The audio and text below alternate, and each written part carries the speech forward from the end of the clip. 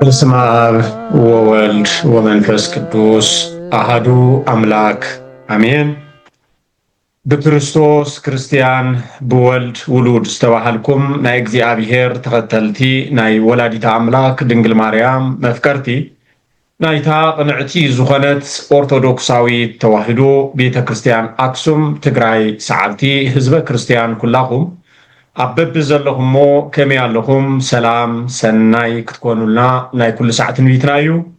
እሞ ጥበብ ይብራህ ከምቲ ዝተለምደ ንህዝብና ከንቅሕዩ ካብዚ ወሪዱና ዘሎ ፀገምን መከራን ፈተናን ከተንሳኣና እዩ ናብ ልዕልናና ከዲበና እዩ እምነት እንወታትናን አቦታትናን ከትሕዘና እዩ እንብሎ ዝተፈላለዩ ዛዕባታት አርእስተ ዛዕባታት እንሓዝና ኢና ናባኻትኩም እነቕርቦም ዘለና እዞም እነቕርቦም ዘለና መደባት ድማ ብጥበብ ይብራህ ቴሌቪዥንን ከምኡ ድማ ብጥበብ ይብራህ ዩቱብ ዝፍኖ ዘሎ እዩ እዚ ብጥበብ ይብራህ ዩቱብ እንሰምዖ ዘለና ናብ ካልኦት ብምብፃሕ ሼር ሳብስክራይብ ብምግባር ሚድያና ብምሕጋዝ ኣብ ጎንና ክትኮኑ ከምቲ ዝተለምደ ኣቐዲምና መልእኽትና ንሕልፍ እሞ ቅድሚ ናብቲ ናይ ሎሚ ዝሓዝክዎ መደብ ብፍላይ መንበረ ሰላማ ናይ መን እዩ ብዝብል ርእሲ ቅድሚ ምእታወይ እንኳዕ ናብ ጉባኤ ናብ ጉባኤተኛታት መበል 40 ዓመት ሓፈሻዊ ዓለም ለኻዊ ሰበኻ መንፈሳዊ ጉባኤ ኦርቶዶክሳዊት ተዋህዶ ቤተ ክርስቲያን ትግራይ ኣብታ ቅድስቲ ዝኾነት መንበሪኡ ኣብ ከተማ አክሱም ተኻይደሎ መግለፂ እውን ኣውፅኡ ኣሎ ስለዚ እንኳዕ ኣብፅሓና እንኳዕ ድማ ኣፈፀመና ክብል እፈቱ ድሕሩዚ ዘሎ ናብቲ ርእሲ እውን ሕዚ እውን ደጊመ ቅድሚ ምእታውና ንተወሰነ እዋናት እውን በቲ ናይ ስራሕ ፃዕቂ ካልኣይ ከዓ ኣብ ዓዲ ዘለው እውን ሕዚ ኣብ መቐለ ናይ ባዕሉ ብራንች ጌርና ኢና ከምኡ እውን ድማ ኣብ ቅድስቲ ከተማ አክሱም እውን ናይ ባዕሉ ጌርና ኢና እዚ ማለት እንታይ እዩ ኣብ መቐለ ዘሎ ክሳዕ ዓዲግራት ማይጨው ኣማእኺሉ ኣገልግሎት ክህብ ዘልዩ ናይ ኣብያተ ክርስቲያናትና ናይ ህዝበ ክርስቲያናትና ክህሉ እንከሎ ድምፂ ክህሉ እንከሎ ናይ ገዳማት ክብረ በዓል ክህሉ እንከሎ ናብ ሳትላይት ወይ ከዓ ናብ ቴሌቪዥን ንክሓልፍ ኣብ ምግባር ምንቅስቃስ ይገብር እዩ ኣብ አክሱም ዘሎ እውን ክሳዕ ዓድዋ ተንቤን ከምኡ እውን ድማ ናብ ሽረ ከባቢ እዚ ኩሉ እዚ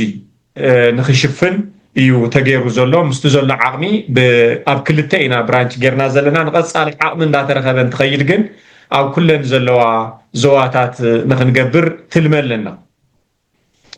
ስለዚ ምዚ ኣተሓሒዘ ጥበብ ይብራህ ከምቲ ዝፍለጥ ኩልና እውን እንዳተኸታተልናዮ ከም ዝመፃና ብፍላይ ኣብ ልዕሌና ብናይ ኢትዮጵያ ሲኖዶስ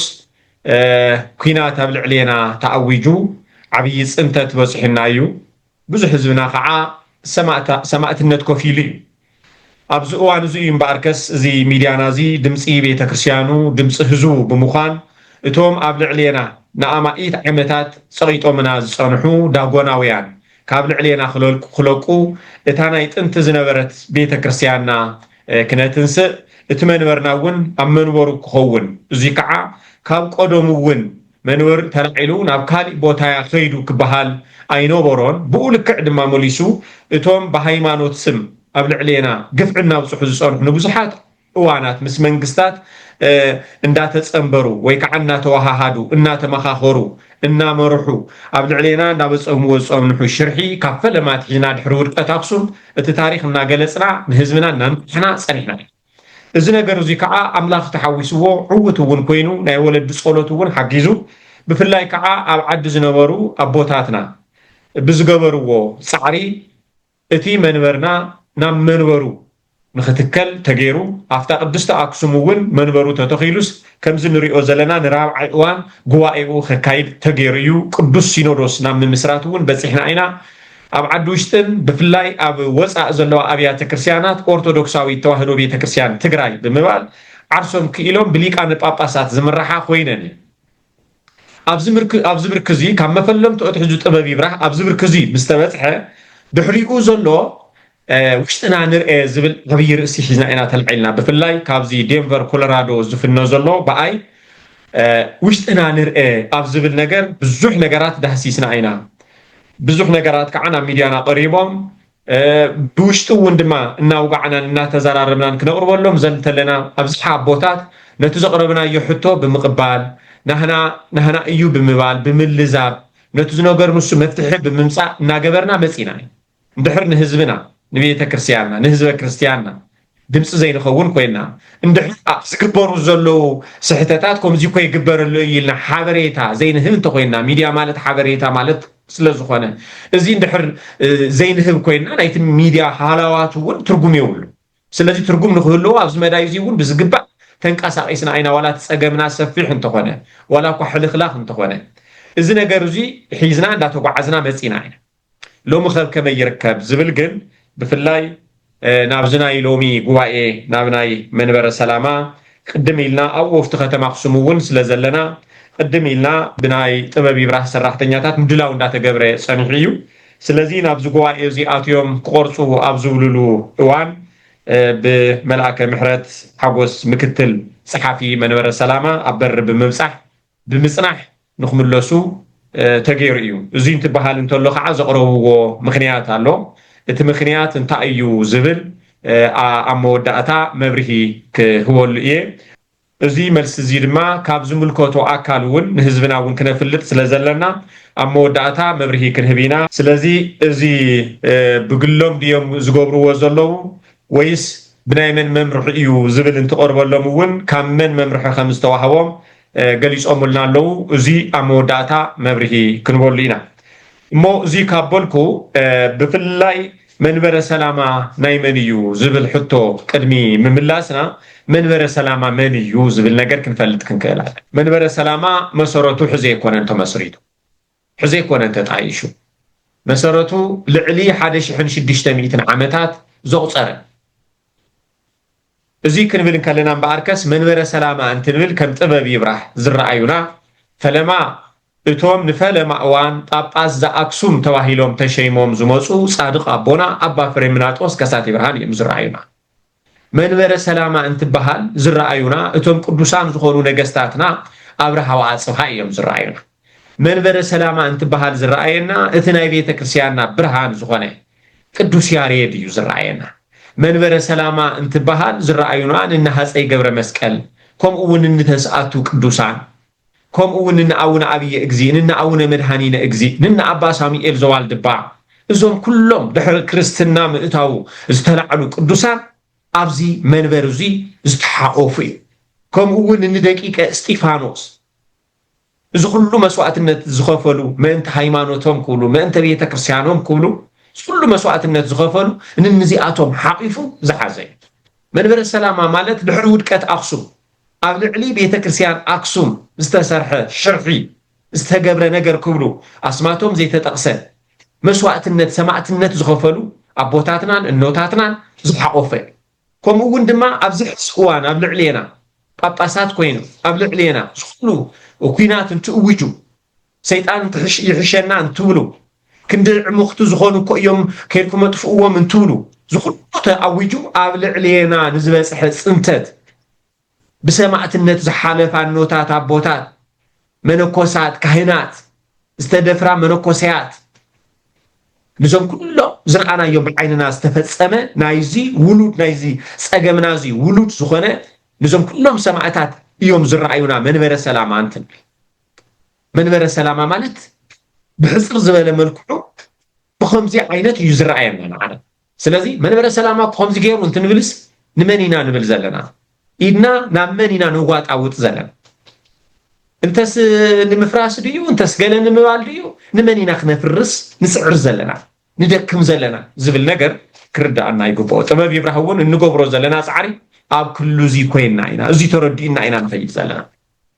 እዚ ኢልና እንትነብቅዕ ናብዚ ናይ ሕዚ ዝኒሄ ኩነት ንምፃእ እሞ ኣብዚ ሕዚ እዋን ዘለዎ ኣቦታትና ኸ ነዚ ረዚን ዝኾነ ታሪክ ዝሓዘ ኣማፃፅኣ ዝሓዘ ቅዱሳን ህልዋትን ስውራትን ሓቂፉ ዝሓዘ ነዚ ረዚን ዝኾነ መንበር ንክስከሙ ንክመርሑ ተሸይሞም ዘለው ብሂወት ዘለው ኣቦታትና ኸ ከመይ ኢና ንሪኦም ዘለና ከመይ ይኸድዎ ኣለው ናይዚ መንበረ ሰላማ እዚ ርዝነት ተረዲኦም ንህዝቦም ብኸመይ የግልግሉ ኣለው ነዚ ልቦንኡ ዝደመየ بالتفلالي عينت ملكو زغواهاي زتوصل حزب كريستيان فلاما يزغونه يواه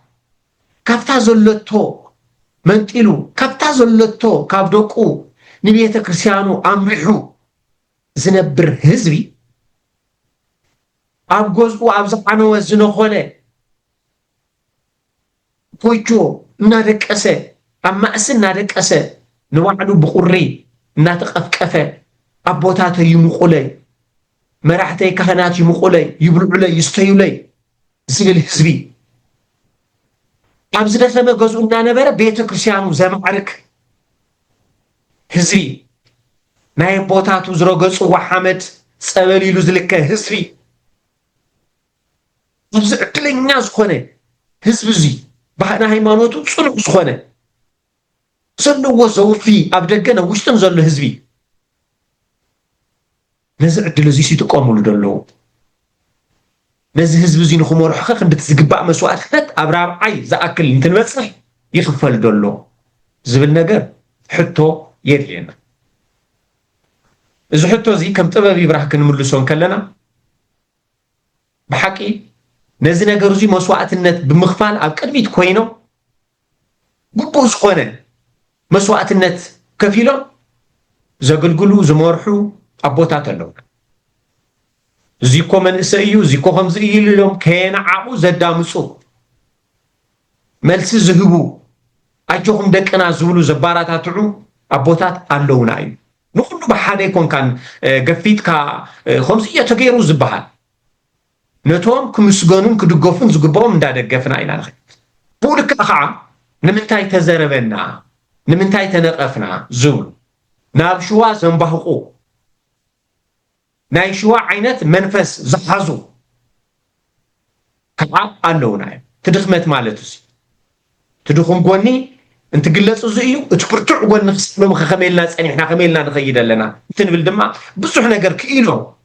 ዝኸዱ ቦታት እውን ስለ ዘለው እዩ ዝኸይድ ዘሎ ስለዚ ነዚ ነገር እዚ ከመይ ጌርና ፈሊና ንርአ ዝብል ውሽጥና ንርአ ዝብል መደብ ሒዝና ኣለና እቲ ውሽጥና ካብዚ ኢና ንፍልሞ ማለት ውሽጥና ክንርኢ ክንክእል ኣለና ብሓሳብና ክንዘራረብ ክንክእል ኣለና ግድን ዝምጉሰና ሰብ ጥራሕ ኣይኮነ ፅቡቕ ኮለኻ ከማኻ ዝበለ እኮ የለን ኣብየት ንስኻ ዝብለና ጥራሕ ይንፍቶ እቲ ፀገምናን ጉድለትናን ድኽመትናን ዝነግረና ክንቅበል ክንክእል ኣለና ሓደ ሓደ ግዜ እቲ ሓይልና እቲ ናይ ውሽጡ ዘሎ ጉልበትና ካብ ኣብ ተቃረንትና እነውፅኦ ኣብ ናይ ባዕልና እዩ ኣብ ነንርእስና ዝመፅእ ቅርሕንትን ፅልእን በቃ እቲ ዘሎ ጉልበትና ነውፅኦ እዩ ከምኡ ክኸውን ኣይግባእ ከም ጥበብ ይብራህ ኣብ ነንርእስና ዝለዓል ሙጉትን ፅልእን ኣዝዩ ኣዝዩ ኣዝዩ ዝሕዝነን ክንሳተፈሉ ኢድና ክንሓውሰሉ እውን ኣዝዩ ዝኸብደን ዝመፀና ሓሳባት ብዙሕ ሓሳባት እዩ ዝመፅእ ካብቶም ብዙሓት ሓሳባት ክኾኑ ኣለዎም እንብሎም መሚና ኢና እንቕርብ እዚ ከዓ እንድሕር ንክስተኻኸል ኮይኑ ክንዘራረብ ክንክእል ኣለና ንቅድም እውን ብውሽጢ ክውጋዕ ዝግብኦ እውን ብውሽጢ እውን ነውግዕ ኢና ንድውል ኢና ነቶም ዝኔው ተቃረንትና ብእሳኣን ፍላጥ ብዘይፍላጥ እምኒ ነቕብል ከይንህሉ እቲ ዝኒሄ ኩነታት ኣብ ከመይ ኮይኖም ኣቦታትና እውን ይመርሕዎ ከም ዘለው እዚ ግዜ እዚ ክንደየናይ ከቢድ ምዃኑ ስለ ዝርዳእና ከም ህዝበ ክርስቲያን ሓደ ክንርድኦ ዝግባአና ነገር ኣሎ ብፁዓን ቅዱሳን ክንብል ከለና ብፁዕ ቅዱስ ኢላ ቤተ ክርስቲያንና ሽመት ክትህብን ከላ ብፁዕንኡን ቅዱስንኡን ብዝበለፀ ዝምስከረሉ ክስዕሞት ክፀንዕ ከሎ ነዚ እዩ እቲ ቅዱስ መፅሓፍና ኢትንኣዶ ለሰብ ዘእንበለ ተፍፃሜቱ ዝብል ሓደ ሰብ እንከይፈፀመ ማለት ክሳብ ዕለቶ ሞቱ ከይፀንዕስ ኣይትንኣዶ እንታይ ደኣ ነቲ ፅቡቕ ነገሩ ደግፎ ሓግዞ ምንት ምንታይ ብዙሓት ከይዶም ኣብ ግዜ ዕልየት ኣብ ግዜ እርጋን ናብ ዘይኮነ መንገዲ ዝኣትወሉ ብዙሓት ብፅድቂ ስራሕ ፀኒሖም ኣብ መወዳእትኦም ድማ ፈተና ተሰናኺሎም ናብ ዘይኮነ መንገዲ ዝወርደሉ ገሊኦም ከዓ ከይዶም ስልጣን ምስ ሓዙ እቲ ናይ መጀመርያ ዝነበረ ትሕትንኦም እቲ ናይ መጀመርያ ዝነበረ ቅንዕንኦም ተረሲዑ ናብ ዘይኮነ ትዕቢት ዝኣትው እውን ኣሎ ስለዚ ንሰብ ፈለማ ብሂወት ኣብ ዘለወሉ እዋን ናቱ ጥራሕ ንምንታይ ከምዚ ዘይገብር ተይኮነስ ከም ህዝበ ክርስቲያን ከንታይ ይግበረሎ ኢልና ውሽጥና ክንሓትት ክንክእል ኣለና ሓደ ፅቡቕ ኣሎ ባህላ ካብ ግብፃውያን እንሰሙ ኣቦታት እንትመፁ ናብ ዝኾነ ናይ ህዝበ ክርስቲያን ቤት እንትኸዱ እንተለው እቲ ህዝበ ክርስቲያን ኣዝዩ በዓል እዩ ዝሕልዎ كمزي أبانا بحدا حدا زرقة يصوروا برستو يبحال زي أبو موتى زي أنت زي وسخكما نابلنا إن قلبتنا نستيهم كأو حليفة موني صغروا دحري كهناتكم صغيرهم وخمزين باولون داتب هذا موريش يزرق يا أخلوكم كنبلكن كيلا جيجاتات انترقى بكل سخن الزارب كن كيلا لنا زي أي زربن كو نورو كو يزبحال نجر نوري يولون بصبري بتحتنا كم زي يقبريو كم زي يسرحيو كم زي يبحاليو كنبلكن كيلا وين عبد الرسالة ميكائيل إن رئاس كم مهري سخنة العفومية استبحالت كدستي تسيت أنس فلاس موسيلو مصر مومس أنوري واستبحالك حدي كي ولد كله خميل كختموت له 4 من يوصالكي 8 من يوصالكي نابله حدا ناي قدسان مصحفتون زمسل الناطقسه كغاغيا فتنا خبلن كله رئات تستوعيلات أنتم أبايل أكادادناكم غرماكم اتجيركم مزلكم اسكيما كله سناي نير كوين ግን እትዘረባኹም እትተግባርኩም ግን ላይኩ ይላል እዚ በመባላ ከም ኃጢአት የተቆጸረለ የግዳስ መወዳቱ ቅዱስ ሚካኤል ገዛ ግለጸላም ከሎ ክብር መንግስተ ሰማያት ቦትዝኒ ህዋ ጽድቅ ስርዓ ከምትወርስ ክገልጸላም ከሎ ነተተብዓታ ቅዱስ ሚካኤል ዘአክል ምስድምቁ ኣብ ገዛ ክግለጸላም ከሎ ካፍቶም ዘለው አዋልድ ቅዱሳን መጻሕፍቲ ሓደ እቲ ገድላ ተጽሒፉና ስለዚህ ኮምዚ የነረን ኖታትና ነው ቦታትና ማለት ስለዚህ አብዝ ነገር እዚ ኩል ጊዜ ክሳዕ በህይወት ዘሎ ሓደ ሰብ ስለዚህ እቲ ንሪኦ ዘለና ሽመት ቅድስና ብጽዕና ቤተክርስቲያንና እትህቦም ዘላ ንሱ ሒዞም ናቱ መገልገልቲ ኮይኖም ክስዕለቱ ሞቶም ንኽፍጽሙ ኣብዚ መንጎዚ ከም ሰባት እውን ክንርኢ ክንከላለን ከም ሰባት ክጋገዩ ይኽእሉ እዮም كم سبات خرّي يخلو يوم كم سبات اتفعل عليه في السامتات كفصوم يخلو يوم عاد معركة بقصنا بصحيحهم استقاق يلو قباسات دي يكون نبل علينا خوينات زوج جزنورو كلميت كوين هاي بقصنا معركة زوج صحوكو يوم نساتهم مسقاتهم زوم بوتاتنا كم مساسل دلي ايكون كوين كن كم هزبة كريستيان ناي كلنا حالا في النتيو بيت كريستيان مالت بفلاي زي منبر سلاما نازي أو كلمة كوينهم ناي زمرحو لكان باباسات ناي كهنات ناي مؤمنان ناي مناقسي ناي كله وحدات ازي توهايد بيت كريستيان زبا سلازي زكات مصقمات كلهم كله مفتحنا ناي ممصا ناي كلمة زلو زمرحو طرح كيكونس ناي كله حزب كريستيان ون حلافنت كم ميديا ونس حلافنت لنا لن حدينا حزب كريستيان حلافنت منبر السلامة مالت ننحد حديئو نايزا قدست زخونة أرثوذكساوي تواهرو بيتا كريستيان تقرأي مسارة أقسم زخونة ننحد حديئو منبر السلامة يملكوتو إيو أو حقي منبر السلامة زلو إيو سلازي يسي تردينا نكير زقباء النمبر كم تفلينا يوين أكال غيرنا أي مصدو ننحد حديئنا بالكاتب يسي تردينا إنا أبزي منبر السلامة ناون نتأسالا يزلو ناي كلاتنا وحدة دقر حاجز كم زدل انت نحجز انت لنا جنزل تراح يكون نحجز زدل حاسا ونير لي كما يفيد له كما يمرح له زبل نجر مفلات يدلي زي كا غيزي زوم صوني هي بزغبا بميديانا بيلاون حزبنا كنا نكح نبوتاتنا زدليهم نجر كنحجز ابغونهم كنكون اجوهم بوتاتنا كنبل كوميلنا اينا غزينا نتكم زلنا بفلاي أبكم زين نورون زلنا هجر أمريكا نبركا ننحد حديقة دقيقة دولارية كوينجن كابز حس تفلي مزولنا دحريت كيبل حدا نجر تاريخ كنجبر كنكئل لنا بمبالينا جزينا أطفينا ملغتنا نحلف زلنا كوا حالي فقعا نبيه كريستياننا نايبا على ساتلايت تلفزيون يرلي أيوب بمبال نايبا على 24 ساعة أقول قلوت زهبنا يبيه كريستياننا تلفزيون كفيتنا يوزلنا نزي رينا يئنا سمعنا يئنا تمجلسي أبزح حلف عمتات دخمتات كم زنبرة كأسالي عمت لما كم نستخاخل زوم نجارات على زي سنايو دخمت كام مؤمن بتمت أخذ الله قلت كام مؤمن سنا نغسالي عمتون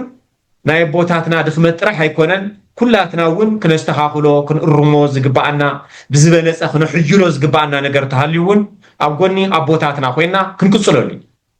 إننا تماخرنا سلازي أزي كابولكو أمور داتا نايز حزقوا نفزنا يلو مراو عقوائي التخايدة أبتوم نايت أبابي براح تلفزيون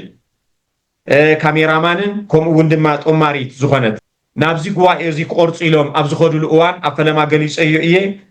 ካብ በሪ ፀኒሖም መልኣከ ምሕረት ሓጎስ ዝተባሃሉ ምክትል ፀሓፊ መሊሶሞ ንምንታይ ዝብል ሕቶ ኣቕሪቦምሎም እዚ ከቕርብሎም ከለዉ ንሶም ዝመለስዎ መልሲ ናይ ሃገረ ስብከት ዞባ ሰሜን ምዕራብ ትግራይ ማለት ናይ ሽረ ብብፁዕ ኣቡነ ጴጥሮስ ዝምራሕ እንድሕር ጥበብ ይብራህ ሚድያ ኣትዩ ኮይኑ ንሕና ካብዚ ጉባኤ ክንወፅእ ኢና ኢሎም እዚ ሪከርድ ዝገበርናዮ እዩ ባዕሎም እውን ኣብ ሚድያ ቀሪበ ሓሳበይ ክህብየ እውን ኢሎም እዮም ዞም መልኣከ ምሕረት እዚኦም ክብሉ ከለዉ ብሓቂ ኣብ ጎኖም ዝነበሩ መረጌታ ፅጌ ኣብቲ ዝተቐርፀ ቪድዮ እውን ስለ ዘሎ ከም ዝረኣናዮ ነቲ ኩነታት ንሱ ከትርፉ ዝተፈላለየ ፈተነ ክገብሩ ከለዉ ርኢና ኢና ኮይኑ ግን ፅኒዖም ዝሓዝዎ ጉዳይ ስለ ዝነበረ ተኣዚዘ እየ ካብ ንሳቶም ዝወፁ ስኻትኩም ውፁ ዝዓይነቱ ስለ ዝነበረ ኣብ መወዳእታ እውን ናባይ ክድውልለይ ከለዉ እቶም መሳርሕተይ እውን እዚ ኩሉ ኩነታት እቲ ጉባኤ ክርበሽ እዩ ከምዚ እዩ ስለ ዝተባሃለ ካብኡ ንላዕሊ ብሓይሊ እውን ክኣቱ ስለ ዘይኽእሉ ከምቶም ቪድዮ ንሪኦ ዘለና ተመሊሶም እዩ እዚ ናይ ዝመምለሲኦም ከዓ ከምቲ ዝጠቐስክዎ እዩ እንታይ ማለት እዩ ማለት ኣብ ብዙሓት ሃገረ ስብከታት ዘለዋና ሰሪሕና እያ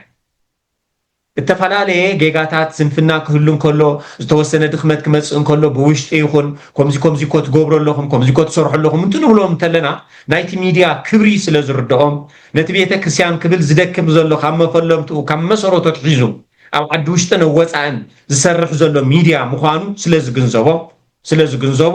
ሰሚዖም እናስተኻኸሉ እናተመኻኸርና ኢና መፂና ክሳዕ ዝሕዚ እዋን ሕዚ እውን እናተመኻኸርና ኢና ንኸይድ ዘለና ብዙሕ ጉድለታት ዝረኣናዩ ብግልፂ ተዛሪብና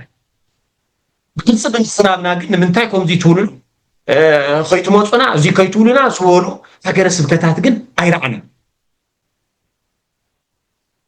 ኣብዚ ግን ተፈልዩና ማለት ፍልይ ዝበለ ነገር እዩ እንታይ ኢና ጌርና ዝብል ነገር ብዝበለፀ በዓልቶም እውን መፂኦም ክቡር ነብርኡድ ተስፋይ እውን ከምኡውን ብፁዕ ኣቦና እውን ሚድኦም እዩ እንዳመፁ ዘቕርብሉ ዝነበሩ እዩ እንድሕር ሓሳብ ሃልይዎም ኮይኑ ሓሳቦም ክልግሱልና ኣይክእሉ እዮም እቲ ኣኽሪና ዝብልዎ ዘለዉ ጉዳይ ግን ቅድም እንክብል ኣብ ሽረ እንታይ ኢና ጌርና ዝብል ግን ንተመልከትና እውን ክንገልፅ ቅድም እንክብል ኣብ ሽረ ከባቢ ዝርከቡ ገዳማት እተፈላለየ ስራሕታት እንዳስራሕና መፂና ከምኒ ደብረ ኣባይ ዝኣመሰለ ሓገዝ ይኹን ብተፈላለዩ ስራሕትታት ከምኒ እንዳ ኣቡነ ቶማስ ገዳም ዝኣመሰለ ተቐሪፁ ተዘጊቡ ዘይፀንሕ ብብፁዓነ ቦታትና እውን ተገልፀ እዩ ጥበብ ይብራህ ግን ከይዱ ነዚ ነገር እዚ ቀሪፁ ህዝብና ክፈልጦ ንክሕገዝ ተገይሩ እዩ ኣብ እንዳ ኣቡነ ገብረ መንፈስ ቅዱስ እውን ግዝግዝያ ካልኦት እውን ዘለዉ ገዳማት ሙሉእ ዝርዝር ስለ ዘይሓዝኩ እየ እናኸድና እናሰራሕና ብተፈላለየ ዓይነት መልክዑ ከዓ እናሓገዝና መፂና ሰናይ እሞ ሕዚ እንታይ ኢና ክንገብር ካብቶም ዘሕለፍናዮም መደባት ዝነበሩ ብዙሓት እዮም ናብ ከባቢ 7 መደባት ዝኸውን እዩ እዚ ማለት ናብ 7-8 ሰዓታት ከባቢ እዩ ክኸውን ዝተወሰኑ ግን ካብቶም ናይ ፈለማት ሒዝና ዘቕረብናዮም መደባት ማለት ኣብ ናይ ሽረ ከባቢ ዝርከባ ኣብ ናይ ሽረ ዘለዋተን ኣብያተ ክርስቲያናት እንዳባጉና ነብ ሽረን ኣድሂብና ዘሕለፍናዮም መደባት እንታይ ይመስል ዝብል ብተወሰነ ዓይነት መልክዑ ክንሪኦ ንኽእል ኢና ካብኡ ሓሊፉ ግን ሙሉእ ትሕዝትኡ ንምርኣይ ግን ኣብቲ ሊንክ ክንገብሮ ኢና ስለዚ ኣብቲ ሊንክ ኣቲና ክንሪኦ ንኽእል ኢና ብተወሰነ ዓይነት መልክዑ ግን ቅንጭብ ኣቢልና ናይቲ ዝሓለፈ ንተመልከትና ምእንታን ግልፂ ክኸውን ኢለ እየ ናብኡ ክሕልፈኩም ሓቢርና ንረኣዩ በስመ አብ ወወልድ ወመንፈስ ቅዱስ አሐዱ አምላክ አሜን እሞ ኣነ ሹመይ ጥላሁን ሊቃኖስ እየ ዝበሃል ናይ 02 ቀበሌ ነባራይ ኣብ ደብረ ገነት መድሃኒ ዓለም ቅዱስ ሚካኤል ቤተ ክርስቲያን ሰበኻ ነባሪ እየ ኣብ 2014 ወርሒ ታህሳስ በዚ ነባራይ ህዝቢ ኣባል ሰበኻ ጉባኤ ኮይነ ንኸገልግሎት ህዝቢ ንዓይ መሪፅኒ እዩ ሕጂ ግን ኣነ ብወገነይ እቲ ሰበኻ ጉባኤ ክምረፅ 3 ዓመት ስለ ዘእኸልኩ ድልየተ እዩ ግን ዝስራሕኽዎን ዘልማዕኽዎን ዘጥፋእኽዎን ኩሉ ጠሚረ ንህዝበይ እንተየፍለጥኩ ብዘለኹ ከፋንውን ግን ከም ሓደ ሌባ ከም ሓደ መጥፋእፊኢ ተቆፂረ ክገልስ ኣይግባእን ዓብዪ ስሕተት እዩ ተፈፂሙ ብስሩ እውን ከምኡ ዝበለ ነገር ተራእዩ እውን ኣይፈልጥን ኣብዚ ደብሪ እዚ ዝርአ ዘሎ እዚ ብዓብይኡ عبي خفتت فطيرو نعبيت عدو نقطع يركب له مالتي هم أفضل الحزب سلز فقد اللي يمسجن شمي أرجع يلي بهال ناي دور جنة سبكة نبارية كم تقدمي تزاربي زغلصو ناي دور جنة مدهني عالم سبكة دبرنا تقلال سفي حزب زغلله السرار حنا سرحه بزح جزي شجرنا بتقلال لون عبيت عدن حزبنا يطون ناي بيت كريستيان قداي بينتنا ننشرسونا مالو حزب كريستيان اقليلهم بعلم بزفقدون بزدليون ገንዘብናውን አምንታይ ከም ዝውዕል ንምንታይ ከም እንታይ ከም ዝስርሑ እንታይ ፈለጥና ኣብ ችግር ወዲቆምና እዮም ዝርከቡ እንታይ ብዙሕ ግዜ ጀሚርናውን ንዓኣቶም ኣቤት ታናቅረብና ትችግር ክስተኻኸል ሓሳብ እናቅረብና ጸኒሕና ኢና ይኹን እምበር በፍጹም ናይ ህዝብ ሓሳብን ናይ ህዝብ ተሳትፎን ስለዘይደልዩ ንዓና እናግለሉና መጽኦም እዮም ስለዚ መጀመርያ ቶም ቅድሚ ሕይ መሪጽናዮም نثلاث عامات أقلقلت ذهبوا انتاي صبوق صريحهم انتاي حماق صريحهم بزرزر ريبورت يقربلنا ناي أوديت وصيتون كن رداء ندلينا شموي مريتا قبرة تنسيس الكاريا سبال هذا بزخة بعضي كابزة قلقل 8 شمونتنا عامة تمرتين ناس أقلقلت هذا قلقل ناس أقلقلت هذا قلقل يخون بر ناس أقلقلت مقلقالي زربان ጭቅጭቅን ዘይ ሃይማኖታው ጉዳይ አካያዳን በምጽላ ጥራይ ናጻ አገልግሎት ዘገልግል ዘሎ ሕጂ እንታይ ሓድሽ እንታይ خرام ታሙጋ ሓድሽ ምዝራብ ይሓይሽ ናይ በሐቂ ናይ ትማል ተተዛረብና ይሓይሽ ተሐቅ ዘሎ ይግረምኩም እሲ ትዝነበረ ህዝቢ ዋ ትሪቶ ዝሃበሉ መማረጽ ኮሚቴ ባዕሎም መጽደቅቲ ባዕሎም مرسي بعلم إني ممر فانتاونس نهاي وردا مصدقتهم بعلم قلنا مرس قومتي بعلم قلنا حلاف مانو زي ممر حديث بعلو مرس نزي يقول لهم بهالله يلهون يلنا أخي وحيزنا عنا كعبيت عديخون كمرحة هيمانات يخونوا تبدي له طر أزخدونا بري بزبعنا خلكلوا وملسوا زبهال نجارونا لا أوزي أو نهزبي حساب كتقربون بزبعنا قال كخفتو أو دمرته وصوم زبهال نجارونا اللي إذا تقلال عفان زخانة سرعات إذا منفسه بيروي أم منفسه بيرو سجاها زوز حلي تابين السخات حيش كابين السخات خفأك زبهالو ناي تقمتات مقدام ناي بس أيك خبري مقدام هواريات تايم ما يجورون يروم زيا مس رأنا فيديو زي مس حزنا سئلنا يكوننا ميديا حليفنا يو نفتهم زملكتهم نايت هاجر سبكت أما حدا رزقون كبر نورو دويلنا إنا مودا حاني حلف نيرا ولا تجزي حصار تنبرت مو يحلف زبل تم مو يحلف زبل بنا هنا كميديا ردي تحلفوا ويو بناتهم كعزنا برا نحنا نقدم كنريو زبل حسابين يرو مثلني بزغان حليفه مس حلفه بحريون تاي نقبري نزوزي زينه زحلفوا مرسخ نهبن عناون عدلي وهابنا إلهم كم هاجر سبكت بصعبونا ون بسترخوا نزوم زحلفوا مؤمنان وبوتاتن كهناتن زياتهم دما مرس دما هيويو هاجر سبكت نزي وندالين عينا كل التمدبات بسفحوا حساوهم قال يسميهم نزي كقا أسعيبنا نرأي كلهم قول صين خلنا كل التسعات أكل على التسعات أفتلين كأتينا نرأيه تستوى هذا ملسي بحسر زبالة ملك عقل أفتقوا عن نسو زنابرين لأينا كنشب بيلنا نقربو زلن بسترفة بسوف الحقن آتينا فتطبع بيبراح يوتيوب ونالو بساتلايت تلفزيون حاليفوي بزبالة سحزقر أفتي يوتيوب آتينا وكنريون غيلينا تلينك تحت له بتوسنا ملك عقل فرحوا زنابرين تاي يمثل نيرو زبالقن حسر زبالنا باخاتكم مكبلية حبيرنا نكاتاتل زرد أسل كل وسرينا تافت مخبيرنا عينا وسرنا يوم حارة يخوي ربنا أتو أرجعي أيله نيرو بدحيون مزيم براتهم عصويو زولنا برنا عصوي يكونن كفتيو كاي تيفون كان احنا نهاجر سكتنا بصو ليقاباس بصاونا بيتروس بيرو هي أتوي يوعلن ببدرجه ما ليقاباس زتاناغدو ليقاباس يتاناغدو مكايد سرح زتاناغدو مكايد سرح يتاناغدو صحافه زتاناغدون ቤተ ክርስቲያንና ሀገረ ስብከትና ንተገልገልታ ክፍትያ እንዳገልገልና ኢና ንርከብ صنيحهم وفت موداتا توسنوا وحدات كم تزغل زناره تسيم يوم بتسطلو ግን ምንም ወላ በድህሪያ ማለት አዳ ፍርቂ ወጽ ነው ተመዛ ዳገና መጥላዲ ኸይነሩ ንሳተም ተስዮም እቲ ዝነበረ ህዝብ ተጠቅላላ ግን ሰላማዊ ብዙነት ናይ ሰው ካጓ ምረጻ ተኻይድ እዩ ማለት ኣብ መወዳእታ ክብሎ ዝደሊ እንዲያው ማዓነ ከምግለ የዚያ ቀርባ ዝኽእል ንማሕበረ ካህናትን ንኻሊእን ትውክለ ይኮነትን ኣነ ብጥበብ ሚድያ ምስተፈነወ ዝድምጽ እዚ ምስተጋውሐ ብጣዕሚ ይሓዚነ ብጣዕሚ ይቅሬታ ተሰሚዕኒ ምክንያቱ ንምንታይ እንተይልኩም ዝምልከቶ ኣካል ከይተሓተተ ናፍቲ ደብሪ ሕቶ ከይቀረበ ዝምልከቶም ኣካል ከይረኣይዎ እዚ ድምጽ እዚ ሓቂ መሲልዎ ዝተዳናገረ ብዙሕ ህዝብ ኣሎ እሺ መምህር ሐዲስ ገብረ መድህን የዝባሃል ናይ ሀገረ ስብከት ናይ ስብከተ ወንጌል ክፍለ ኃላፊ ናይ ደብረ ገነት መድኃኔ ዓለም ቅዱስ ሚካኤል ቤተክርስቲያን አማሓዳሪ እዚያቶም የማለት እዚ ኩውክል ደይኹል ዘምሳ እዚያቶም ወጽዮም ከይዶም ሙሰም ሓደ ዝኸደ ሰባይ ነበረን ይኺዱ መረጻና ከነካይድና ተባሂሉ ካብ ምእመናንውን ካብ ካህናት ካብ ቤት ትምህርት ሰንበት አስመራጭ ተመሪጾም ብስሩዕ መረጻና አካይድና ኢና እቲ ቀዳማይ 415 ህዝብ ቆጽርና ኢና እንደገና ናይ ጠበቃ ናይ መጽሐፊ ናይ ገለመለ ሁሉ ወጻይ 35000 ቅርሺ ነታ ቤተ ክርስቲያን ዘኽሰሩዋ ሰባት እዮም ዘምሳዚያቶም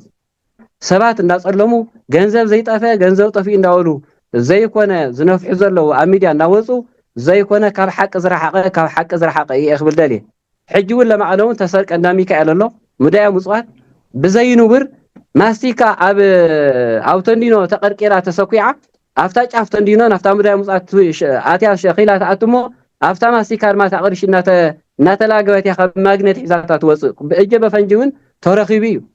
ክብሪ ክወሃቦም ዝግባእ ቦታት ናይ ቤተክርስቲያን ሊቃነ ጳጳሳት ክብሪ ዘይህቡ ካብ ሊቃነ ጳጳስ ናይ ሽረ እቲ ናይ 05 መሐመድ ዝእዝለ ዜማ ይዝሕሸና ዝብል ሰባት ከብያቶም ጸረ ሊቃነ ጳጳሳት ጸረ ዓበይቲ ጸረ ቤተክርስቲያናት ጸረ ሊቃውንተ ቤተክርስቲያን ጸረ መራሕቲ ቤተክርስቲያን እብዚያቶም ቦል ንተሓወር ኢልና ማጽዊናዮ ባር ዋርዲያ ገና ቆጽረ ከነዮ ናይ ኤችአይቪ ኤድስ ናይ ሕክምና እዩ አቅሪብልና ሕሙሚ ኣነ ይሕልም ሰለና ሞብኹሉ ኣይኻና ተኽንገብረ ከልና ያናስኒና ማለት እንዳላ እዚኣቶም ኣቦይታ መርጌታ ኮይኑ ኤችአይቪ ኤድስ ዘለዎ ሰብ ሪኢናውን ሰሚናውን ኣይንፈልጥ እዚኣቶም ቤተክርስቲያንና ክውክሉ ኣይክሉ ካልኦትም ተመሳሳላይ በዓል ቀሺ ነጋቲና ህዝቡ ዓል ይፍረዱ ማለት ብኽነት እናተጠርጠሩ ኩልሽ አንዳ ተኸሰሱ ዝነብሩ ሰባት 8-9 ዓመት ሊቀ ጳጳስ ጠቅላይ ቤተ ክህነት እናተማሓደረ እንዳሃለወ ቀደም ሊቀ ጳጳስ ናብ ሽረ ይመደብ ተባሂሉ ሽረ ንኸድን ካብ ሽረ ሱዳን ይሕሸና ካብ ሽረ ኡጋንዳ ይሕሸና ኢሎም ኣቦታት ክስካዕ ዝመርሕዎ ዝገበሩ በዓላት ኣረጋይ እንዳስራሕና ኢና ዘለና ንሳቶም ግን ሽረ ይተወረረን ሕና ናብሽና ዝብል ንወይኑ ዝኾነ ዓይነት እዩ እዚኣቶም ከመይ ገርና ኢና ዓበይቲ ዓዲልና በሳርሖም ክንቅበሎም ከምቲ ሓንተ ዝበልኩ ብስርሖም ኢና ብትውልዶም ኢና ዓበይትን ወረምበር ድማ አንተ ወገሪጾም እዮም ንሓደ ሰብ አቡነ ጴጥሮስ ዝበሃለው ዝነረም አቦና በረከተ ይብጽሐና ሲይበት ይኮነን ዕብየ ሲይበት ማዕንጨቱን ይሲብ ይብነሩ ሲይበት ይኮነን ናይ ሰያ መስራሕ ናይ ዓብይ መስራሕ ይምበር ህዝብ ሽረ ሁሉ ስለዚህ ያለቀት አቡሱር ስለስተረፈ ሽረ ይተወረረን ኢሎም በሚዲያ ወጥዮም ከሓፈሩ ዝውጅ ዓበይቲ ዓዲ ናይዚያቶም ሐሳብ ከመይ ገርና ሕና ክንቅበል ካህን ከዓ ስነ ምግባሩ ቦት ናይ ቤተ ክርስቲያንና ሕግን ስርዓትን ተኸቲሉ ክኸይድ ክኽእል ኣለዎ ካህን እኮ ከምዚ ይገብረሎ እናተባህለን ኣብ መናፍቃን ዝውሕዙ ምእመናን ቀሊል ኣይኮኑን ስለዚ እዚ ነገር እዚ እውን ከም ጥበብ ይብራህ ክነቅርቦ ኢና ካብኡ ሓሊፍና እውን ምእመናን እውን ስርዓት ሒዞም ንክኸዱ ካህናቶም ኣኽቢሮም ንክኸዱ እውን ክንገብር ኢና ኣብዚ መዳዩ እዚ ከም ሚድያ ዝመፀና ሓሳብ እንተሃልዩ ንገለ ክነሓትት ግዴታ ይብልና ብመሰረቱ ማለት እቲ ዝቀረበልና ሓሳብ ብደብዳቤ ተጻሒፉ ክቀርብ ንገብር ብፌርማ ክዕጀብ ንገብር ነዚ ነገር ተዖንተ ሒዝና ከም ሚድያ ነቅርቦ ማለት ናይ ገለ ጽግዕተኛ ስለ ዘይኮነ ጽግዕተኛነቱ ምስ መንበረ ሰላማ ምስ ናይ ቤተ ክርስቲያንና ሕግን ስርዓትን ዝኸይድ ስለ ዝኾነ ማለት እዩ እሞ ከምቲ ዝረኣናዮ እዩ ካህናት እቶም መሓደርትን ባዕሎም እቶም ዝምልከቶም ተኣኪቦም ከምዚ ዓይነት መልሲ ተዋሂቡ ከምዲ ክኸውን ነይርዎ ቀጻላይ ከና ምንታይ ክኸይድ ነይርዎ ዝብል ነገር እቲ ፍርዱ ናይ ኩላትና ይኹን እምበኣርከስ ብከምዚ ዓይነት እዮም መልሲ ሂቦምሉ ብፆቦና ብዝተረኸብዎ ብከምዚ ዓይነት መልሲ ተዋሂቡ ዘዝምልከቶም ናይቲ ሃገረ ስብከት ኣመሓደርቲ ማለት እዩ ካብዚ ሓሊፉ ገና ኣብ ከምዚ ኩነታት እንዳተሃለወ እንደገና ናይ እንዳባጉና ከዓ መፅኡ ናይ ቅድስቲ ማርያም ቤተክርስቲያን እዚ ከዓ ከም ዘሎ እቲ ቤተክርስቲያን ካህናት መገልገልቲ መዘምራኖም ምእመናኖም ከምዘሎ ኣፀደ ቤተክርስትያን ኮይኖም ኣብ ዓውደ ምሕረት ኮይኖም እዮም ድምፅና ስምዑና ኢሎም ደብዳቤ ፅሒፎም ብዝግባእ ልኢኾምልና እዮም እዚ ደብዳቤ እዚ ተቐቢልና ከዓ ከይድና ቀሪፅና ኣቕሪብና እየን እዚ ቅድሚ ምቕራብና እውን ምስ ክቡር ነብርኡድ ተዘራሪብናሉ ኢና ብዝኾነ ግን ቅድሚ ናብቲ ምስኦም ተዘራረብናዮም ቀፃላይ እንታይ እዩ ኮይኑ ዝብል ቅድሚ ምእታውና መስሩዕ ብሓሊና ምእንታን ክንከይድ ኢለ እየ ክልተ መደባት እዩ ቀሪቡ ናይ ክልተ ሰዓታት ዝኣክል እዩ ብዝኾነ ግን ብተወሰነ ዓይነት መልክዑ እንታይ ይመስል ነይሩ ኣብዚ ዓውደ ምሕረት እዚ ቅድስቲ ማርያም ቤተክርስትያን ዝብል ከዓ ካብቶም ካህናትን ካብቶም ምእመናንን ካብ ድምፆም ንስማዕ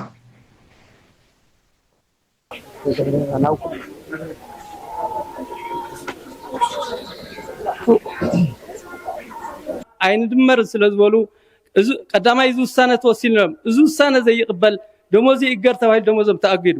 ካልኣይ ናይ እምነት ቦታ ወይ ማጨለት ንኽፈርስ ተገይሩ ሳልሳይ መማሕደርቲ ቤተክርስትያንና ካብ ስራሕኩም ትወርዱ ተባሂሎም ወሪዶም ረብዓይ ነዋያ ቅዱሳንን ማህተም ናይ ደብርና ኣረክቡ ተባሂሎም ሓምሻይ ቤተክርስትያንና ግልጋሎታን ክቋረፅ ንሰለስተ ወርሒ ዝኣክል ብዘይ መማሕደርቲ ክፀንሕ ተገይሩ ካብ ላዕለዋይ ጀሚርካ ክሳብ ታሕተዋይ በቱናቶም ዝደለይዎ ሄራርኪ ብኡ እንዳሰራዕካ ትወርድ ብኡ ተወርዶ ንዓኣቶም ዝእዘዙ ድሌቶም የውርዱ ድሌቶም የድዩ እቲ ዝመፅእ ዘሎ ካህን ደሞኒ ንዕኡ ናይ ሻሂው ናይ ተወሰነ ነገር እንዳሃብካ ዓምፂፅካ ምንባር ኣጋዛዝኣ ሰንትራላይዝ ስርዓት እዩ ከምኡ ገይርዎኒ እዚ ኣብዚ ኔና ካህናት ከዓኒ እንታይ እኒ እቲ ምንጭ ሓሳብ ዋላ መንእሰይ ኮይነ ክናገር ከለኹ ብዕድመ ንእሽተይ ዝሮ ቤተክርስትያን ንእሽተይ ይትብልን ንኩሉ እያ ናይ ኩሉ ማንነት እያ ካብ ህፃን ቴስካ ሰብዓይ ብስኣት ናቴዎስ ህፃን ኮይኑ ኣብ ጉባኤ ከም ዝተናገረ ማለት እዩ ስለዚ ኣነ ክዛረቦ ዝኽእል እቲ ሰንትራላይዝ ስርዓት ይትረፍ ሕጊ ክብሪ ኢሎም ዘውፅኡ ቦታትና እቲ ሕጊ ክብሪ ኢልና ክነብፅሕሎም ተለና ከዓ እቲ ሕጊ ውድቂ ዝገብሮ ምክንያት እንታይ እዩ ዞባ ቤተ ክህነት ብዙሕ ግዜ ተመላልስና ኢና ወላና መንበረ ሰላም ኣክሱም ከይተርፈውን ከይድና ኢና ኣቦና ብዙሕ ግዜ ናይ ደብርና ደብረ ሊቃውንቲ ቤተክርስትያን እንታይ ዝብል ሓሳብ ኣቕሪቦም ነይሮም ኣቦና መፂኹም ውረዱ ረኢና ጋና እቲ መንቀል ጋና ከይተላዓለ ተሎ መጀመርታ ሓሳባት ሓደ ክልተ እናተባሃለ ድፊኢት ጋና ከይተገብረ ከሎ ኣቦና መፂኹም ረኢና ወሪድኩም ረኢና እቲ ዝግበር ዘሎ ነገር እንታይ እዩ ንጎርና ወሪድኩም ረኢና ሞ መፍትሒ ይገብረሉ ቀበሌ 01 ኣብ ደብረ እዚ ካብ 8 ዓመት ኣገልግል ኣለኹ ብቅዳሴ እዚ ሽግር እዚ መንቀል እዩ ናይ ጥቕሚ ድልየት እዩ ከምዚ ንፈልጦ ከምቲ ዝግለጥ ነራንቶ እዛ ደብረ እዚኣ ውድቀትና ብዙሕ ክፋያ ነይራ ብዙሕ ሃፍቲ እውን ኣይነበረ ካብዚ ዝንቀለሉ ካብ 2014 ጀሚሩ ግን እዛ ደብረ እዚኣ ኣብ ፅቡቅ ልምዓት ገንዘብ ናይ ህዝቢ ከይተበታተነ ኣብ ፅቡቅ ክለምዕ ኺዱ ነገር ግን ነዚ ደስ ዘይብሎም ሰባት ከም ዞባ ቤተ ክህነት እና ኣብዚ ዝርከቡ ውልቀ ሰባትን ነዚ ፀገም እዚዩ ነዚ ናይ ቤተ ክርስቲያን ልምዓት ዘይደልዩ እቲ ገንዘብ ከም ደስተኦም ክወስዱ ደልዮም ብዙሕ ክፋእታት እናሰርሑ ፀኒሖም እቲ ብኣካል ተወርኣቱን ኣሎ ፀዊዖም ብዙሕ ተገፍዖታት የመውፅሖም ነዚ ቤተ ክርስቲያን እዚ ማለት እዩ ሃው ንሕና እውን ተገሊፁ ስለ ዝኾነ ክንሓትት ኣለና ንምንታይ ከ እዩ ዝጠቅም ትምድማር ዝብል ክንሓቶም እንተለና እንታይ ዝብል መልሲኦም ይብና ነሮም ማለት እዩ ኣነ ንባዕለይ ቦታት ዝሰምዕዎ እንተነሮም ዓብዪ ጌጋ እዩ ብስሩን ኣደብ ክብሉ ይግብኦም እዩ ዝብል ሓሳብ ኣለኒ ኣይመረፅኩኻን እዮም ዝብልዎም ነቶም ሓለቓ ደብርና ማለት እዩ ግን ዝመረፅዎም ህዝቢ መሪፅዎም ንሶም ከዓ ተቐቢሎም ደብዳቤታት እዚ ፐርሰንት ክፈሉ እናበሉ እውን ከም ሰደዱ ደብዳቤኦም እውን ይገልፅ ማለት እዩ ንውረድ ብጣዕሚ ናይ ቤተ ክርስቲያን ኣመራራሕ ዝጎደሎም ኣቦ ኢልና ኢና ንኣምን ድልየት ናይ ገንዘብ ጥራይ ስለ ዝኾነ ብጣዕሚ ተሓሚሱ ህዝበ ክርስቲያን ተበጀተ ባጀት የብልን ኣብ መን እያ ዘላ ሓቂ ኣብ ገጽ እያ ዘላ ሓቂ እውን ፈሊጥና ኢና ንሕና እውን ዝመስለና ናብቱ ሓቂ ዝበልናዮ ወይ ናብቱ ትክክለኛ ዝበልናዮ ሓሳብ እምነትና ክንገብርን ወይ ድማ ክንድግፍን ክንሕግዝን ዝግባአና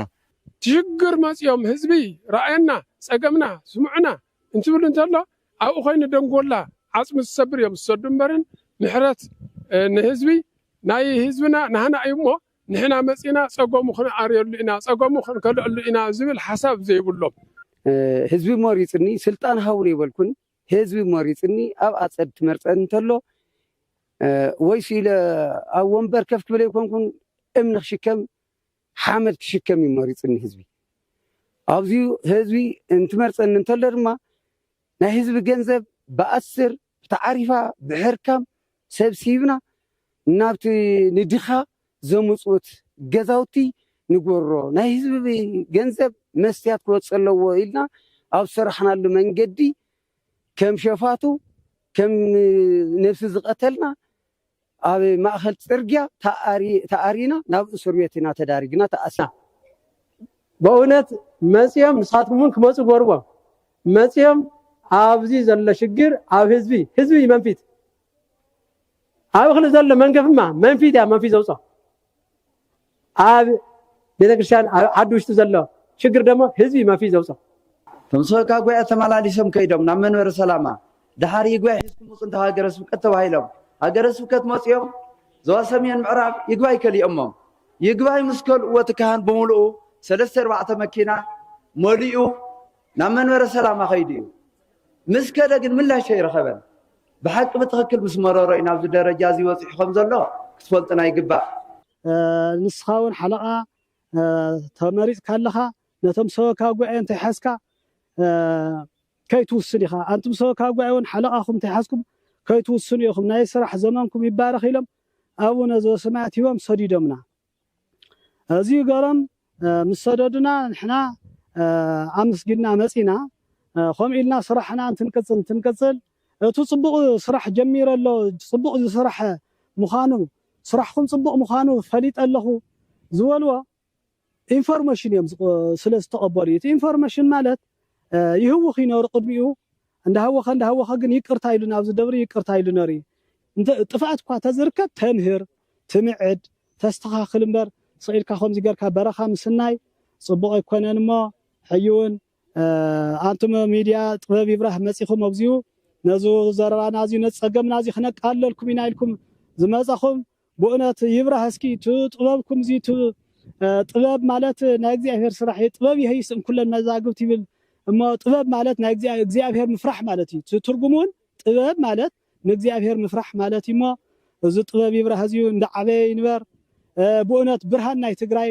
ከምቲ ሽሙ ብርሃን ናይ ትግራይ ብርሃን ናይ ኣብያተ ክርስቲያናት ብርሃን ናይ ሕብረተሰብ ጠቕላላ እስቲ ይኹነልና እሞ እግዚኣብሔር ኣምላኽ ዝዕድል እዚ ረኺበ ሓሳበይ ስለ ዝገለፅኩ እግዚኣብሔር ኣምላኽ ክብረት ይሃበለይ ወስብሐት ለእግዚኣብሔር እምበኣርከስ ከምቲ ዝሰማዕናየ እዞም ዝረኣናዮም ዓበይቲ ካህናት ዲያቆናት ምእመናን ቤተ ክርስቲያን እዚ ድምፂ እዚ ሕፅር ኣቢልና ንቕርቦ ዘለና ናይ 2 ሰዓት ዝኣክል መደብ እዩ ከምቲ ደጋጊመ ዝገልፆ ዘለኹ ምእንታን ሙሉእ ሓበሬታ ክህልወኩም ኢለ እየ ኣብቲ ሊንክ ኣቲና ክንሰምዖ ንኽእል ኢና ብዝኾነ ግን ነቲ ዘረባና ምእንታን ክጥዕም ብተወሰነ ዓይነት መልክዑ ዘቕርቦ ዘለኹ ስለዚ እዚ ምስ ሓዝና ቪድዮ እዚ ድሕሪኡ ቅድሚ ምፍናውና ናብ ዝምልከቶም ኣካላት ብፍላይ ከዓ ናይቲ ሃገረ ስብከት ኣመሓዳሪ ዝኾኑ ናብ ክቡር ነውሩድ ንዱ እምበኣር ከስ ኣብ ዝሓለፈ እቶም ዘቕረቡ ኣብ መድሃኒ ዓለም ኣብሽር እቲ መልሲ ተዋሂቦ ኣሎ ብርግፅ ንሱ እውን ከይዲ ዘድልዮ እዩ ብዝኾነ ግን ኣብዚ ከይዱ እዚ እናሃለና ንከለና ኣይ ፅቡቕ ኢና ንሰርሕ ዘለና እናተባሃለ እንከሎ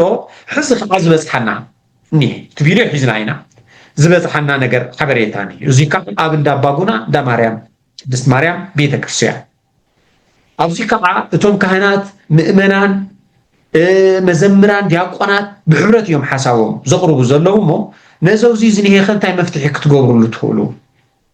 ድምፂ ኩኑና ይብሉና ኣለዉ ኣብ ፀገም እዮም ዘለዉ ቤተ ክርስቲያን ክሳዕ ምዕፃው በፅሑ እዩ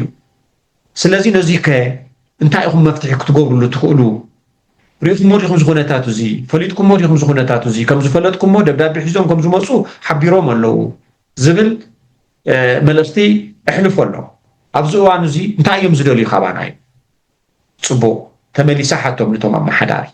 ምስ ሓተትክዎም ንሕና ንደልዮ መፂኦም ድምፅና ይስምዑና ብዙሕ ግዜ እውን ተመላሊስና ክንረኽቦምን መልሲ ክቡናን ስለ ዘይከኣሉ መፂኦም መልሲ ክቡና ድምፅና ክሰምዑና ኢና ንደልዩ እዚኣ ድያታ ድልየትኩም ፅቡቕ እምበኣርከስ እዚ ቪድዮ እዚ ቀዲምና ካብ እንፍንዎ እታ ትደልይዋ ንሳ ተኮይና ንሳ ንክገብሩ ክንሓትት እሞ ንሱ እንድሕር ተገይሩ ግድን እቲ ቪድዮ ምፍናው ኣየድልን እዩ ንሕና ቪድዮ ንክነርኢ ተመልካቲ ከምዚ ኣይኮነን ፍታሕ ንክነምፅእ ኢና ክንጥበብ ይብራህ ንፅልእ ዘለና ስለዚ እቲ ቪድዮ ሒዘ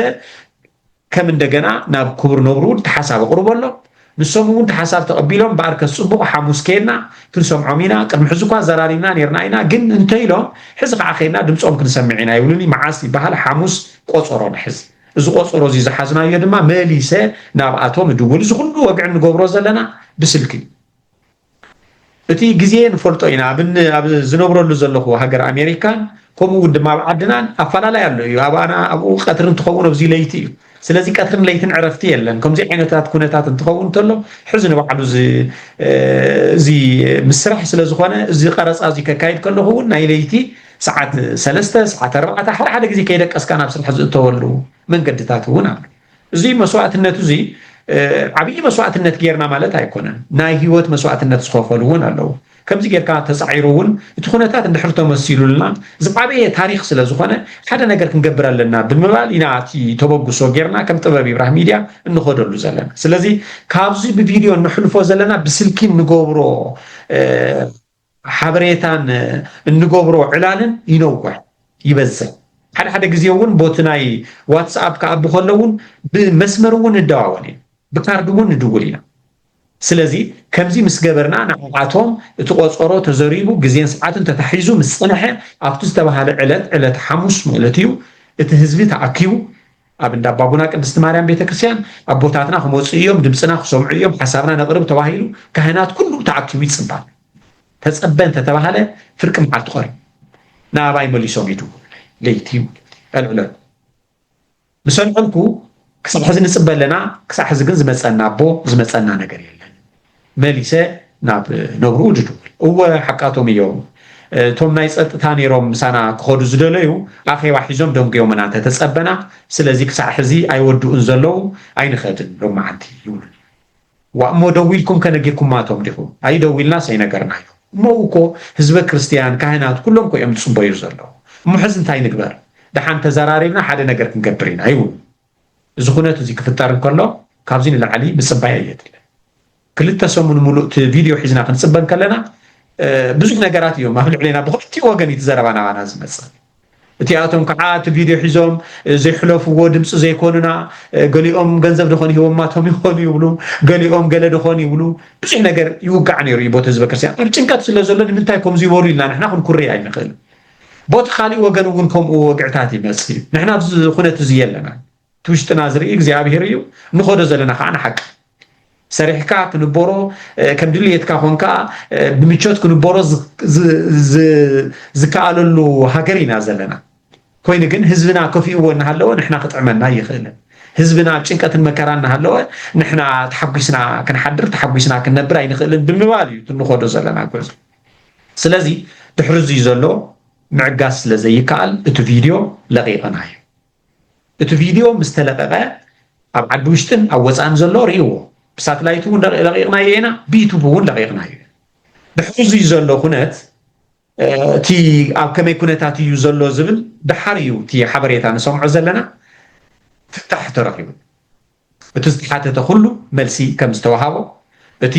ፅቡቕ ስራሕ ዝሰርሕ ነበረ ሰበኻ ጉባኤ እውን ክቅፅል ከም ዝተገብረ ብርግፅ ነዚ መደብ ክነዳልወሉ ክንክእል ኣለና እቲ ዝበፅሐኒ ካብኡ ሓበሬታ እየ ዘቕርብ ዘለኹ እምበር ነዚ ዝኸውን ቪድዮ ኣየዳለናን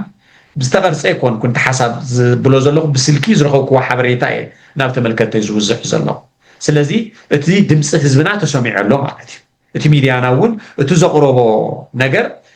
ፅቡቕ ፍታሕ ረኺቦ ኣሎ ማለት እዩ ነዚ እዩ ክንቅፅለሉ ኣለና ንብል ዘለና ስለዚ እዚ ዶ የኹሪ እዩ እዚ ብምግባርና ምስ ህዝቦም ዝነበረ ፀገም ንክፍታሕ ብምግባርና እዚ ሚድያ እዚ ክምስገን ይግብኦ እምበር እዚ ሚድያ እዚ እንተኣትዩ ንሕና ይንኣቱን ኢልካ ካብ ጉባኤ ታብቲ ንደልዮ ንብህጎን ናይ መንበረ ሰላማ ራብዓይ ጉባኤ ከኣቱ የብሉን ተኣትዩ ክንወፅእ ኢና ዘብል እሲ ስራሕ ዲና ሰሪሕና ከምኡ ዘብል ድዩ ከምዚ ምግባር ማለት ከዓ እዚ ሚድያ እዚ ከምዚ ንበሃል እንተኮይና ዳ እሞ እንታይ ዳ የድክመና ኢልና እቲ መንገድና እንተንገድፎ እቲ ንህቦ ዘለና ኣገልግሎት እንተንገድፎ መን እዩ ክጉዳእ ህዝቢ ደይኮነን ክጉዳእ ቤተክርስትያንና ደይኮነትን ክትጉዳእ እዚ ኣገልግሎት እዚ ብምሃብና ካልኣይ እዚ ተገይሩ ክበሃል ከሎ እዚ ህዝቢ እዚ ከንታይ ይስምዖ ስለዚ እዚ ኩሉ እዚ ኣብ ግምት ዘእተወ ውሽጢ ኣይኮነን ዝሕዚ ዝተፈፀመ ፍፃመ ኣዝዩ ምዝርራብ ምዝታይ ዘልዮ መልሲ ዘልዮ ጉዳይ እዩ ንብሎ ዘለና እውን ነዚ ድሕሪኡ እውን ሓደ ኣቦ ኣብዚ ናይ ዘይተነገረሎም ዝብል መደብ ኣለና ዝተፈላለየ ስራሕትታት ዝሰርሑ እዮም ናይ መስቀል ቅርፂ ዝተፈላለየ ዓይነት ዝሰርሑ ኣቦ እዮም የነታ ዘርአ ወንጌል ይበሃሉ መምህር ዘርአ ወንጌል ኣብ ወፅሕ ዝነብር መንእሰይ እውን በዚ ናይ ቴክኖሎጂ ዘምፅኦ ብዙም ይኹን ብተፈላለየ ዓይነት ኣስተምህሮ ዝህቡ እዮም ሊቅ ናይ ቤተክርስትያንና ምሁር እዮም ክንሰምዖም ኢና እዚኦም ከዓ ኣብ ቀረባ እዋን ካብ ዘይተነገረሎም ኢልና መደብ ሰሪሕና ኣሎ ንሶም እውን ዝብልዎ ጉዳይ ኣሎ ንስማዕ እሞ ተመሊስና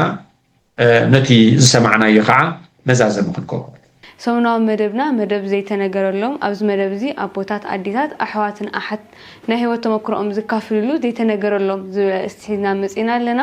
በዓል ሓድሽ ዓመት ምክንያት ምግባር ካብ ከተማ ኣክሱም ተላዒልና ኣብ ከተማ ሽረ እንዳስላሰ ኢደ ጥበብን ቃል እግዚአብሔር ኣጣዒሞም ዝነብሩ ዓብይ ኣቦና ጻንሕ ተገቢሩና ዘመኑ ናይ ሰላም ናይ ፍቅሪ ናይ ሓድነት ተመዛበልቲ ወገናትና ናብ መረበቶም ዝምለስሉ ሕሙማት ዝፍወስሉ እስራት ከዓ ዝፍትሕሉ ከምኡ እውን ኣክሱምና ትንሳኤ እትረኽበሉ ክኾነልና ይምነ ናብ መምህር ክሕልፈኩም እዩ መምህርና ኣብ መንበሪ ገዛኹም ኣውደ ዓመት ምሳና ክትሕልፉ ስለዝተቀበልኩምና ብሽመይን ብሽም ተኸታተልቲ ሚድያ ጠይራ ኣዝየ ዘመስግን ዓርስኹም ተመልከትና ኣላልዩልና እሺ ሽመይ መምህር ዘርአ ወንጌል ፍስሓ ይበሃል ተወለድ ኩሉ ቦታ ታሕተያ ዲያቡ ወረዳ ዓዲ ዳዕሮ ቤተክርስትያን እውን ምምሃር ተኸልኪሎም ነይሮሞ ብክንደይ ዓመተ ምህረት እዮም ተኣጊዶም ነይሮም ሕዚ ከመይ እዩ ትእግድ ተላዒሉ ድዩ ኣብ እንታይ ዓይነት ኩነታት እኒአው ኣነት ካብ ቤተክርስትያን ዝተኣገድ ኩሉ ጥራይ ካብቲ ደሞዝ ዘይኮነ ንከየምህር እውን ሕድሕድ ኣብያተ ክርስቲያናት መእገዲ ዝተላእኸሉ ግዜ 2010 እዩ ካብ 2010 ጥሪ እስካብ ሕጂ ደሞዝ እውን የብለይን ከምህር እውን ኣይከኣልኩን ከልኪሎምን ኣጊዶምን እቲ ኣብ ገዛይ ዘምህሮ ዘለኹ ግን ብድልየተይ ኣብቲ ገዛይ መፅኦም ኣምህረና ክብሉኒ ከለዉ መናእሰይ ካብ 10 ሰዓት ንድሓር ኩሉ ግዜ ኣፍታ ዝተኻረኹላ ኣፍታ ዝሰርሓላ ገዛ እንዳምሃርኩ ይነብር ምክንያቱ ቤተ ክርስቲያን ንመላእ ዕድመ መላእ ግዜ ኣለኹ እንዳበልኩ ተማሂረ ከገልግል እንዳሓሰብኩ ንሳቶም ክእግዱን እንከለኹ ካሊእ ኣማራፂ ስራሕ ኣነ ይክእልን ዝፈልጦ እውን ጉዳይ የብለይን እግሪ ከይተኸልክዮም ዝውሳነ ወሲኖምለይ ግን እታ ቤተ ክርስቲያን ህፃን ኮይነ ቤተ ክርስቲያን ከገልግል ከለኹ እተ ናይ ቤተ ክርስቲያን ንዋያተ ቅድሳት ኣይሙረይ ተቐሪፀን ንሳተን ክሰርሐነለኒ እንዳበልኩ መስቀል ድዩ ናይ ቤተ ክርስቲያን መገልገሊ እንዳሃነፅኩ እንዳሰራሕኩ ይርከብ እዚ ግን ንዓይ ኣያዝገበንን ምክንያቱ ወዲሰብ መንእሰይ ታራ ሒዙ ክኸይድ ክጠፍእ ዝጠፍእ ዘሎ ንዕኡ ሃኒፀ ናይ ወዲሰብ ልቦና መሊሰ ናብ ቅኑዕ መንገዲ ናብ ሃይማኖት ክምልስ እንዳተገባኣኒ ዕንጨት ከም ዝገረ ሰሪሐ ንምንባር ነታ ቤተ ክርስቲያን ዓብይ ጉድኣት እዩ ንክርስቲያን እውን ዝበለፀ ከቢድ እዩ ምክንያቱ እታ ዘምሃረት ቤተ ክርስቲያን ውለታይ ተመለሰላን ከምህረላ ይግባኣኒ ነሩ ቤተ ክርስቲያን ያምሂራትኒ ቤተ ክርስቲያን ያኸገልግል ናብ ዝኩሉ ቂዓትኒ ግን ውለታ ኣይመለስኩላን ቤተ ክርስቲያን መሊሰ ቤተ ክርስቲያን ኣገል ኣምሂረ ደቃ ተንከባኺበ ከምቲ ንዓይ ተኻናኸነትኒ ምስጢር ዘቐበለትኒ ምስጢር ንደቃ ደሞ እንደገና ቤተ ክርስቲያን ብማሕፀነ ዮርዳኖስ ወሊዳ ብትምህርቲ ክትዓቢ ኣነ እውን ኣብኡ ክሳተፍ እንዳተገባኣኒ ብዘይ ምስታፈይ ሓዘንተኛ ኣነ ዝተምሃርዎ ዘይኮነ በቲ ዝፀንሖም ሕጊ ዝምርሑ እንተ ተዛሪቦም ደሞ እንደገና ጉባኤት ናብ ዝበል ክበሃሉ ከለዉ እንታይ ኢና ክንገብር ኢሎም ርእሶም ደፊኦም ዝነብሩ ሊቃውንቲ ብዙሓት እዮም ኣንታ ናይዚኣቶም ውነይ ይብራህ ጥራይ ዘይኮነ ፀሓይ ኩንዎም ኮነ እቲ ይብራህ ዝብል ናይ ብሓቃ ነክብሎ ዝግባኣኒ ፀሓይ ይብራህ ኮነ ፀሓይ ይብራህ ጥበብ ይብራህ ዘይኮነ ፀሓይ ይብራህ ክንብሎ ኣነ ደስ ይብለኒ ኮነ እና ኣበየሎ ሊቃውንቲ ብየሎ ኢልኩም ድምፂ ሊቃውንቲ ንምስማዕ ተዓፅዮም ዘለዉ ብየለዉ ድምፂ ስኢኖም ዘለዉ ብየለዉ ተዓፊኖም ዘለዉ ብየለዉ ቅንዕ ኢልካ ንምዝራብ ከቢድዎም ዘሎ ጨኒቕዎም ዘሎ ኣበየለዉ ኢልኩም ሓሰስ ምዋልኩም ጥበብ ይብራህ ፀሓይ ይብራህ እግዚአብሔር ኣምላኽና ሓሳብኩም የሳኽዓልና እግዚአብሔር ኣምላኽና ይርዳኣልና قرب مو زوم أبوزيوم كم تسمعنا يو وتقالوا مون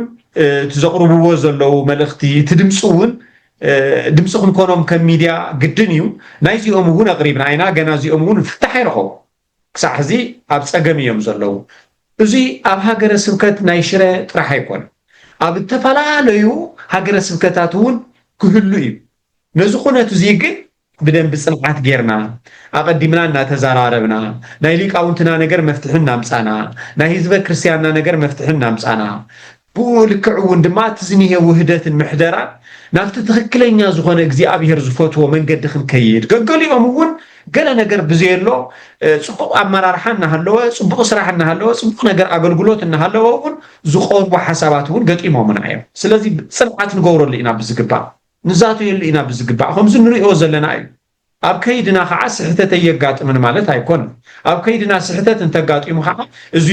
ጉለት እኮ ብዘይኮነ ነገር ይኹም ኣቕሪብኩሞ ስለ ሓሳብ እንተቐሪብና ከዓ ስሕተትና ንሕና እውን أريمنا أستخدمنا بسبات يزمرح زلوا سحتات انتهالينا وكنتلبينا نقدمين كسر حزن نخدهم زلنا بزقبع من قدو بتحتنا بزقبع صنعتنا جبرنا أتيك خوونن كجبرن زقبوينا نجبر زلنا زي بمجبرنا أو حدا حاجة سبتات حسابات ممكن نقرب الله نتحسب نخوف السمو يخود يوم كوا حليفهم كعاد تفلالي نجرب كيدتات زلوا ونن كابزي حليفهم قد أي نبيتك سيانا خيتو موسو ናብ ጉባኤና ከይተኣቱ ንስኻትኩም ተመጽኹም ንሕና ክንወጽኢና ዝብል ግን ኣየጋጠመናን ክሳዕ ሕዚ ስለዚ እዚ ነገር እዚ ከብሎም ዝኽኣለ ምክንያት እንታይ እዩ ዝብል ከም ጥበብ ይብራህ መልሲ ንደለለ እንተዘየለ ግን እቲ ዝዝሕል ዘሎ ኩነታት ብዝበለፀ ክቕፅል ኣለዎ ዝብል እምነት እዩ ዘለና ንሕና ሕዚ እውን እንተኾነ ናይ ህዝብና ድምፂ ክንሰምዕ ኢና ናይ ካህናትና ድምፂ ክንሰምዕ ኢና እዚ ከይኸውን ምሕደራ ይጠቅሙ እዚ ከይኸውን ብዝግባእ ምስ ህዝበ ክርስቲያን ምንባብ ይሃሉ مس كهناتنا من نباب يهل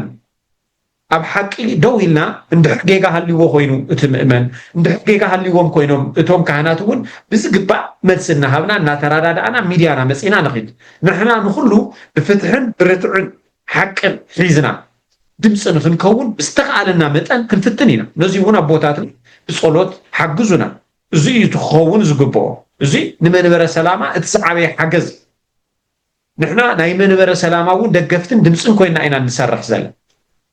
سلازي نجر زين تنسرح كندقف دا اي قبعنا كنحقز دا اي قبعنا بر كمزي تواهيلو نتبقع زخلو دخامات ناتا قبره زخلو مستخخالات ناتا قبره نتبقع نزي ميديازي وسألنا نسخاخي وصخا نحنا اينا اتوني الكام مزرا مالت قن نايتي فتحن رتعن زركب زلو فتحن رتعن نخيركب مسناخ المخان مالتي حق أو زخونة نجر مرتوع حزنا نام ميديانا كنا قربينا التندوليو فتحيو فتح انتو مصيد ما بسلام كوينا دما إننا ترى أنا إننا تحقاقزنا إنو خدو اللي من قد دما كنفترين نزي يدقف دا أنبر أي يدقفن إن حرق يقا حلينا دما سرع بزخونة حزون ميديانا كفت إيو مسيخو حساباتكم كتقروا تخوليو زيو أبقى تسألون بخالي مدباتون كنراخبينا نلومجن أبزي كن سنابتكم ما يكسر سب يبلنا طبعا يبرح حزون سرحون تزقوا برزول أجر قلوتون كسر نخون حجزكم دقفكم أي فلين زينا خن بالنخل عمو داتا حسب انتهاليو بالصحف يكون بالتفعل عليه تقرب لنا تقوليهم أبتي يوتيوب ناتهم ون أوكان وتنخباس حون نقبر ميديانا حبيرنا نعبي እግዚአብሔር አምላክ ከዓ ንህዝብና ሰላምን ፍቅርን ይወርደልና ወስብሃት ለእግዚአብሔር አይቴ ብሔራ ለጥበብ